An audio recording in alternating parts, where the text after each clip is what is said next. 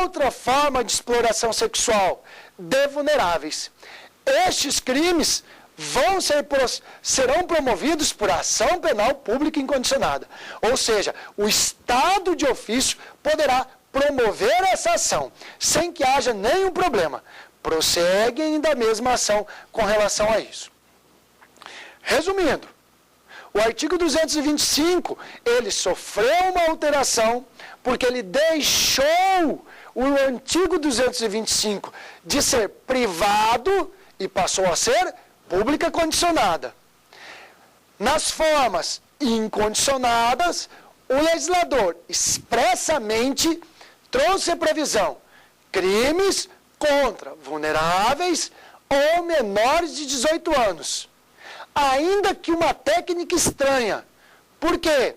Porque o artigo 100 do nosso Código Penal expressamente prevê: somente será condicionada a representação ou de iniciativa privada quando no próprio tipo penal estiver prevista que esta ação procede mediante representação ou mediante ação penal privada.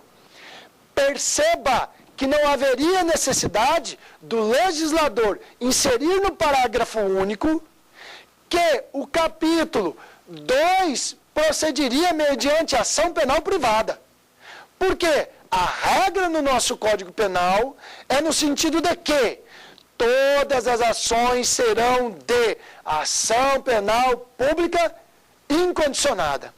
Quando o legislador desejar excepcioná-la, aí ele, de forma expressa, vai e transcreve. Procede mediante queixa ou procede mediante representação. Então, esse cuidado, não podemos nos descuidar desse ponto. Bem, apenas que, para que nós possamos fazer uma dinâmica aí, eu passo a palavra para os nossos convidados, Eduardo, Gláucia e Solon, para perguntar se há uma dúvida. Professor, com relação ao artigo 225, ele não prevê expressamente a ação por crime de estupro com resultado morte, né? A espécie da ação penal que seria. Então, quando, por exemplo, ocorreu o estupro e resulta a morte de vítima com maior de 18 anos, aplica-se a súmula 608 do Supremo? Como que faz? Olha como que a pergunta é capciosa. Se nós analisar o artigo 225 do Código Penal, nós observaremos que o legislador não fez menção às qualificadoras do artigo 213. Então, significa o quê? Que aparentemente eu estou diante de uma ação penal pública condicionada, porque o legislador expressamente trouxe no artigo 225 a ação penal pública condicionada, nos capítulos previstos 1 e 2. No parágrafo, ele já avançou e acabou mencionando acerca dos crimes cometidos contra vulneráveis e nos crimes cometidos contra menor de 18 anos. No tocante à qualificadora dos crimes de maior de 14 e menor de 18, até aí tudo bem. Porque o próprio parágrafo está mencionando que procede mediante ação penal pública incondicionada. O problema vem. O que eu faço com a lesão grave e o que eu faço com a morte quando da violência resultarem esses fatos? Chegamos até o ponto de alguns doutrinadores sugerirem que, a partir de hoje, a ação penal com resultado morte e com resultado lesão grave passou a ser condicionada à representação, porque o legislador expressamente definiu no caput do artigo qual era a ação. E quando ele expressamente definiu como incondicionada, ele restringiu menor de 18 anos e estupro de vulnerável. Qual é a melhor forma de se interpretar esse questionamento? Ainda aplica-se hoje a súmula 608 do STF. Em que consiste a súmula 608 do STF? Na antiga forma do estupro presumido. Questionava-se se o estupro presumido era ou não de ação penal privada. Para estancar qualquer problema, o STF editou a súmula e determinou: o estupro cometido mediante violência real procederá mediante ação penal pública incondicionada. Olha o detalhe. Significa que no passado eu tinha que distinguir: houve violência real ou houve violência ficta. Por quê? Porque no passado, o 224 previa a presunção de violência dos menores de 14 anos, do débil mental, ou daquele, por qualquer forma, teve a sua capacidade de resistência reduzida. No novo sistema, ainda continua a aplicação da súmula 608 do STF. Significa o quê? Havendo violência real, a ação procederá mediante ação penal pública incondicionada. Por quê? Porque houve violência real, lesão grave ou morte. Mas prosseguindo mais um pouco, suponhamos o seguinte, que nesse caso ficaria reservado ao estupro qual ação? De fato, se nós resgatarmos a súmula 608 para cobrir essa lacuna, restaria apenas para o estupro a ação penal pública condicionada quando o crime for praticado mediante ameaça. Por quê? Porque aí eu não estaria diante de uma violência real, diante de uma violência física. Perceba a ponderação. O estupro hoje fica reservada a ação penal pública condicionada apenas quando o agente empregar grave ameaça para a execução do crime. Quando o agente empregar violência, quando o agente desta violência resultar a morte, lesão grave, eu estarei diante de ação penal pública incondicionada. Significa o quê? Que mesmo após a vigência da Lei 2015 de 2009, nós ainda aplicamos a súmula 608 do STF, no caso específico de violência real. Então essa súmula, ela ainda tem validade para que nós possamos completar aquela falha do legislador que se esqueceu da morte e da lesão grave. Um problema que poderia ter, pelo menos fundamentalmente, era assim. Embora nós façamos todo esse raciocínio para considerarmos que a súmula 608 está em vigência, eu sugeriria que, por se tratar de crime complexo, ou seja, eu tenho dois crimes em um único crime, houve a fusão de dois crimes, de duas tutelas do bem jurídico em um único crime. O caput não é crime complexo, como logo no início das nossas aulas eu passei para vocês. Ora, se ele é crime complexo, prevalece a ação relativa ao crime com ação penal pública. Eu prefiro, pelo menos, além da súmula 608, determinar o quê? Que por se tratar de crime complexo, é evidente que a ação será pública e incondicionada, porque a morte ou a lesão grave são crimes de ação penal pública incondicionada. Muito embora, quando nós estudamos especificamente estes crimes, você vai verificar que a justificativa é a súmula 608, para transformar morte e lesão grave de pessoas que são maiores de 14 e menores de 18 como ação penal pública incondicionada. Vale a ideia que eu passei para vocês. No meu entendimento, eu comungo da hipótese em que, mesmo não havendo essa súmula 608, quando eu estiver diante de crime complexo, prevalece a ação penal pública incondicionada, quando um dos crimes deste complexo de crimes proceder em ação penal pública incondicionada. Então nós iremos estudar doutrinariamente sobre esse aspecto. O que vai fazer a supressão, o que vai preencher a lacuna, não é entender que o crime é complexo, pasmem, mas sim que pela existência da súmula 608. Esse questionamento, recentemente numa aula, também foi me dito, foi me perguntado.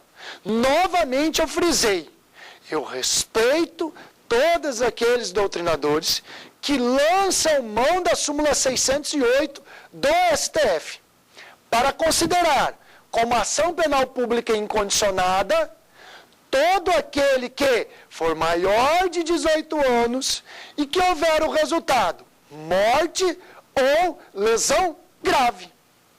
Soma-se a este argumento o fato de tratarmos de crime complexo. Cuidado! O estupro, na sua forma simples, não é complexo. Ele é um constrangimento ilegal especial. Na sua forma qualificada, ele passa a ser crime complexo, porque eu tenho dois bens jurídicos tutelados. Ou seja, a integridade física uma hora ou a vida outra. E mais a minha liberdade de escolher com quem eu devo me relacionar. O problema aqui, eu até que vou aguardar que dê esse... Mas eu vou contar uma história mais complexa para vocês. O que eu faço se no meio do meu processo alterou a lei e modificou a natureza da ação penal? A natureza da minha ação penal foi alterada. Não foi agora? De ação penal privada ela virou ação penal pública condicionada. Ou de ação penal pública condicionada, ela se transformou numa ação penal privada. Um pouco de processo. Bem, aqui depende de como você analisa o sistema processual. Se você analisar o sistema processual como uma norma meramente formal de matéria processual, o artigo 2º do Código de Processo Penal determinará que aplica-se a lei processual imediatamente, preservando-se a validade dos atos praticados na vigência da lei anterior. Novamente, a segunda posição, nós temos normas penais que estão dentro do processo penal, mas descrevem matéria de direito penal. Ou seja, normas processuais híbridas. Ela descreve parte de penal e parte de processo penal. Esta classificação, ela é afastada por vários doutrinadores, mas ela ganhou notoriedade no caso Nardoni. Por quê? Porque o protesto por novo júri, ele foi revogado pela lei que reformulou o protesto por novo júri. Indagava-se, pode, no caso Nardoni, esta lei retroagir para falar para eles, não pode protesto por novo júri, ou a lei do passado irá ultraagir para alcançá-los. Ou seja, entre com protesto por novo júri, porque é uma norma processual, mas com conteúdo material. A depender da classificação, nós estaremos diante de uma retroatividade ou irretroatividade da ação penal. Vê um exemplo? Suponhamos que o crime foi de estupro cometido mediante ameaça, na vigência anterior a 12.015 de 2009. A vítima contratou um advogado. Ele foi lá e propôs a queixa-crime. Propôs a queixa-crime. No meio do processo, veio a lei 12.015 e disse o seguinte: olha, a partir de hoje, este crime é de ação penal pública condicionada à representação. Não é mais de ação penal privada. O que o juiz deverá fazer neste caso específico? Ele deverá retroagir a ação, essa lei 12.015, para alcançar fato do passado, ou ele vai ultragir a lei do passado? Só para perceber, a ação penal privada, sem dúvida nenhuma, gera benefícios muito mais avançados que a ação penal pública condicionada. Basta entendermos. Se desistir durante o processo, perempção. A desistência da ação penal privada durante o processo, o artigo 60 do Código de Processo Penal é bem taxativo. Haverá percepção, extingue a punibilidade.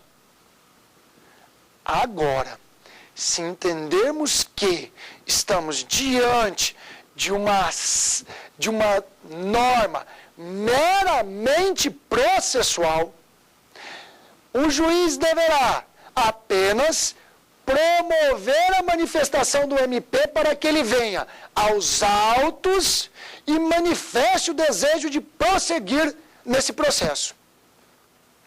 Eu quero deixar bem claro para vocês.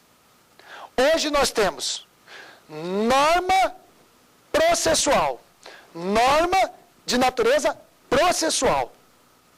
Nós temos norma formalmente processual de conteúdo materialmente penal. Ela está híbrida. O problema está nela. Por quê? É conforme a decisão minha de entender se essa norma é meramente processual, exclusivamente processual, então vai haver a retroatividade da lei penal, mesmo que ela prejudique o réu, ou se ela é uma norma híbrida, significa o quê? Uma norma formalmente processual, está localizado no Código de Processo Penal, mas materialmente penal. O caso Nardoni se esbarra nesse problema aqui. Por quê? Porque eu estou dizendo que o recurso do protesto por novo júri, que era um benefício que ele teria se a condenação fosse igual ou superior a 20 anos, ele não tem mais. Só que o crime foi praticado antes da alteração do Código de Processo Penal. E aí entra nessa seara. A norma é processual? Então ela alcança o processo no meio. Não tem protesto por novo júri. Não, a norma é formalmente processual. Está localizada no processo penal. Mas descreve conteúdo de direito material. Suprimiu um recurso que é garantido dentro do sistema de duplo grau de jurisdição das convenções de direitos humanos. E aí, a conclusão de qual natureza é a ação penal refletirá no processo. E por isso, cuidado, o tema retroatividade dessas ações penais do artigo 225 deverão ser analisadas caso a caso. Por quê? Eu posso retroagir ou eu posso ultragir. Exemplo. No passado, o artigo 225 disponha que se o autor fosse irmão, a ação era penal pública incondicionada. E hoje ela não trouxe essa previsão. Significa que ela virou uma ação penal pública condicionada. O que faz em algo que era incondicionado? Poderia ser promovido de ofício e agora depende da manifestação da vítima. O juiz deverá abrir vista ao MP para que ele encaminhe o processo para a vítima, desejando a manifestação legitimando novamente o Ministério Público. Então, cuidado, hein? Dependendo da natureza da ação, ela vai retroagir ou não. E desde que você conclua que exista norma híbrida, descreve parte penal e parte processual. O Procurador de Justiça Rômulo, da Bahia, ele fez expressamente essa ideia, que existe norma formalmente processual, mas o conteúdo, a matéria que ela descreve é de direito penal. E, portanto, eu preciso definir se esta norma do presente é mais ou menos benéfica para o réu.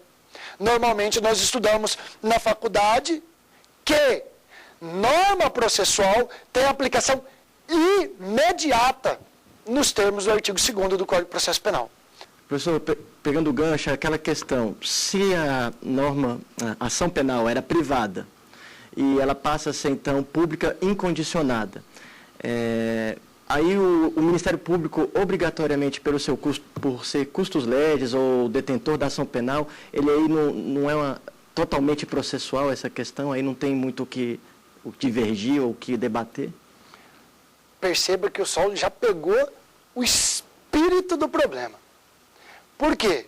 Se ela é uma ação penal pública incondicionada, e vamos pegar como data base 8 de agosto de 2009, só para nós transformarmos, para as pessoas em casa também em concreto, transformarmos, no dia 9 ela virou incondicionada, e na verdade ela era condicionada ou privada, é só você pensar nos efeitos da ação penal. Uma ação penal pública incondicionada, ela prossegue, ela não tem prazo. Vai indo, salva a prescrição. Mas agora, caso eu não represente o Ministério Público na condicionada, decadência, extinguiu a punibilidade. Na ação penal privada, por maior razão, eu sou obrigado a promovê-la, eu sou obrigado a prosseguir e eu sou obrigado a pedir a condenação, sob pena de perempção no artigo 60 do Código de Processo Penal e extinção da punibilidade, porque o artigo 107 do Código Penal tem como causas de extinção da punibilidade prescrição, decadência e perempção. Percebeu que neste caso específico eu preciso ponderar o que é mais benéfico para o réu? Se ela é incondicionada, o MP prosseguirá de ofício, mas ela iniciou como uma privada, não haveria condição de virar incondicionada. Porque para o réu, os reflexos dessa transformação seriam muito mais prejudiciais. Então veja que matéria processual, embora não seja o tema da nossa aula, ela se entrelaça na prática. Porque eu preciso fazer especificamente cada ponderações. Tá? Mas excelente pergunta, excelente intervenção. Bem, vocês perceberam que a aula de hoje, novamente, entrou na aplicação da lei penal no tempo, e eu sempre chamo a atenção dos meus alunos que estudem muito a aplicação de lei no tempo. Por qual razão? É difícil você, como operador do direito, na dinâmica da legislação atual, você achar que uma lei vai viger em 5, 6, 7 anos. A título de exemplo, a lei de drogas. Ela entrou com 63, 68, saiu para 10.409 e hoje já está em 11.343, num curto espaço de tempo. Então, todas as vezes que eu tenho intervenção, eu faço questão de virar e tentar explicar, porque a dificuldade nossa é tempo, aplicação no tempo. Bem, a aula de hoje nós estudamos especificamente o final das qualificadoras do estupro, prosseguimos com um questionamento acerca do menor de 14 anos, maior de 14 anos, gerado pela redação do parágrafo 1º e do artigo 217-A, considerando que data do aniversário eu levo em conta como ele seja maior, sendo um sujeito maior, empregou a violência, qualificou o crime. E encerramos a aula no artigo 225 do Código Penal, que diz respeito à ação penal, a ação penal, toda a modificação da ação penal. E aí, com a excelente intervenção, nós concluímos o nosso tema. Bem, caso você deseje, aí de casa, encaminhar as suas questões ou sugestões, remeta para saberdireito@stf.jus.br. Nós apenas pedimos para que vocês identifiquem o e-mail para que no futuro nós possamos responder. Então faça o tema, faça o título da aula, que aula você está se referindo, e aí a pergunta e nós responderemos posteriormente.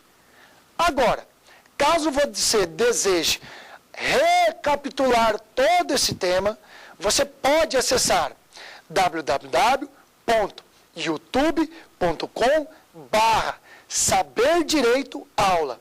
Lá você terá acesso novamente às nossas aulas. Eu convido novamente vocês para uma próxima aula. Amanhã, a nossa aula 4, e novamente estarei aqui com vocês. Eu agradeço a presença do Eduardo, da Glauce e do Solon. E conto com vocês novamente amanhã. Eu sou Paulo André de Campos Trindade, professor de Direito Penal.